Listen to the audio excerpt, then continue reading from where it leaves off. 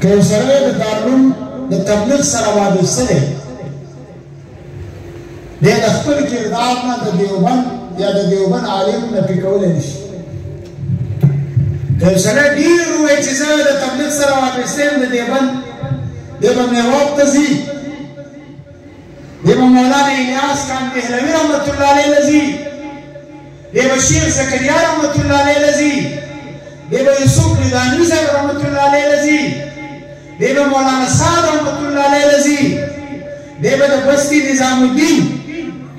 مولانا انعام صاحب رحمت الله علیه له ځي، او د دې ټوله تانه بانه د دې تاریخي سرحدات دا دارالعلوم دیوبند سره. که یو سړی وایي چې زه جهاد کوم یا په کشمیر کې یا په افغانستان کې یا په فلسطین کې، یا څلوېښت کاله ما جهاد وکړو په افغانستان کې، په دې کې د دارالعلوم دیوبند یا د هغې ابنای دارالعلوم دیوبند د هغې څه کردار نشته. په دې کې چې دی ګوري نو دی به ځي امام سندي رحمت الله علیه،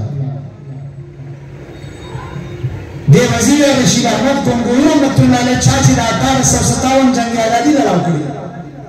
دی به ځي قاسم نانوتي رحمت الله علیه، چا چې د 1857 جنګ ازادي لړاو کړې، دی به شاه اسماعیل شهید رحمت الله علیه ځي، دی به سید احمد شهید رحمت الله علیه ځي، ځان بری وځي به کولی نشي.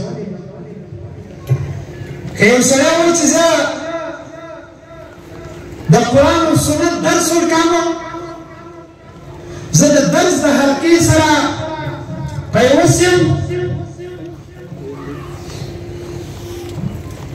زما مدرسه ده، زه د مدرسې سره پیوست یم،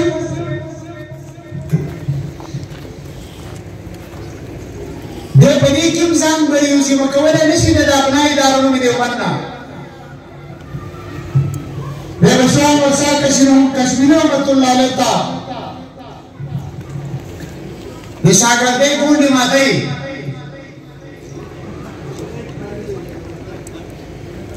دی به خلیل احمد صاحب